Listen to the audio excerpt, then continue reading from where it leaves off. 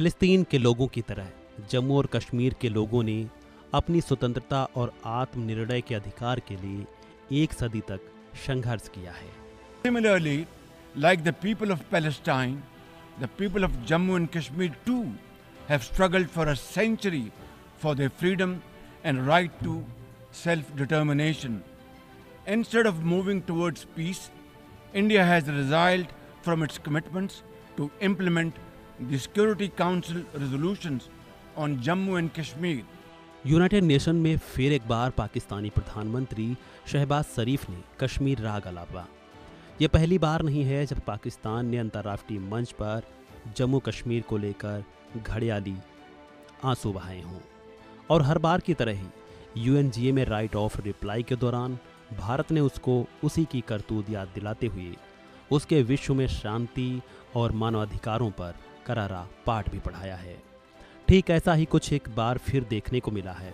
भारतीय राजनयिक भाविका मंगल नंदन ने पाकिस्तान और शहबाज शरीफ के भाषण के आरोपों की धज्जियां उड़ा दी। भाविका ने पाकिस्तान को क्या कुछ जवाब दिया है, उससे पहले जानते हैं कि भारतीय राजनयिक भाविका मंगल नंदन कौन है। कौन है भाविका मंगल नंदन? भाविका मंगल नंदन एक भारतीय राजनयिक हैं जिन्हें संयुक्त राष्ट्र में भारत के स्थायी प्रतिनिधि के रूप में चुना गया था। उन्होंने 2015 में सिविल सर्विस परीक्षा पास कर भारतीय विदेश सेवा को चुना था। उनके लिंक्डइन प्रोफाइल के अनुसार मंगल नंदन ने 2011 में भारतीय प्रौद्योगिकी संस्थान IIT दिल्ली से स्नातक की उपाधि प्राप्त की। मंगला नंदन वर्तमान में संयुक्त राष्ट्र में आतंकवादी रोधी और साइबर सुरक्षा प्रथम समिति, निरस्त्रीकरण और अंतर्राष्ट्रीय सुरक्षा संयुक्त राष्ट्र महासभा समन्वय की जिम्मेदारी संभाल रही हैं। उनके लिंक्डइन प्रोफाइल के अनुसार ही उन्होंने श्राइडर इलेक्ट्रिक में सीनियर इंजीनियर मार्केटिंग और टाटा कंसल्टेंसी सर्विसेज में सहायक सिस्टम इंजीनियर के रूप में भी काम किया है। खैर, ये तो रही बात भाविका के सफ़र की। पाकिस्तान को उन्होंने जवाब में बड़ी नसीहतें दी हैं। साथ ही उन्होंने शहबाज शरीफ के भाषण को एक मजाक करार दिया। उन्होंने क्या कुछ कहा है, सुनिए। I call on the representative of India.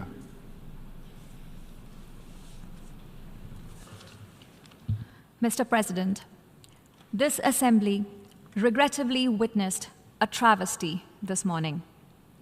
A country run by the military with a global reputation for terrorism, narcotics trade, and transnational crime has had the audacity to attack the world's largest democracy.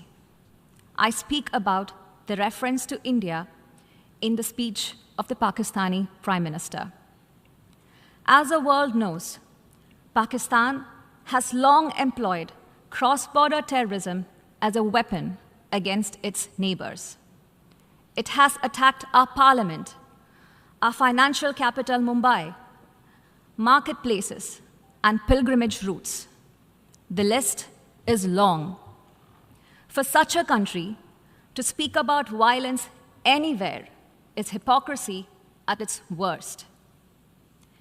It is even more extraordinary for a country with a history of rigged elections to talk about political choices, that too in a democracy. The real truth is that Pakistan covets our territory and in fact has continuously used terrorism to disrupt elections in Jammu and Kashmir, an inalienable and integral part of India. A reference has been made to some proposal of strategic restraint. There can be no compact with terrorism.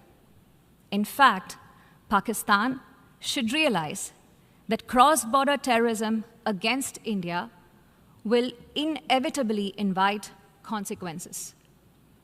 It is ridiculous that a nation that committed genocide in 1971 and which persecutes its minorities relentlessly even now dare speak about intolerances and phobias.